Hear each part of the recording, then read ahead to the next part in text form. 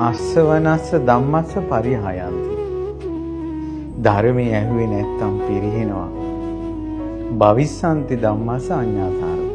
ධර්මයේ ඇහුවොත් අවබෝධ කරනවා. ඒ නිසා මේ තරුණ දූල පුතාලට ධර්මය අහන්න ලැබුණ නැති වුණොත්, දහම් අවවාද ලැබුණ නැති වුණොත් මේ දරුවන්ගේ නෙමෙයි කාගේත් ජීවිත විනාශ වෙනවා.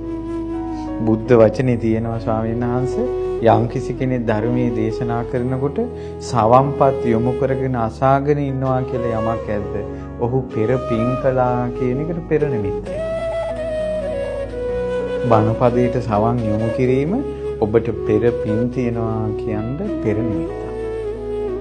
ඒ නිසා මේ දහම් කතාවෙන් ඔබට පරිසරය හදනවා. අර තෙලුයි පහනයි වැටෙයි තියෙනා වගේ මේ පරිසරයක් හදනවා.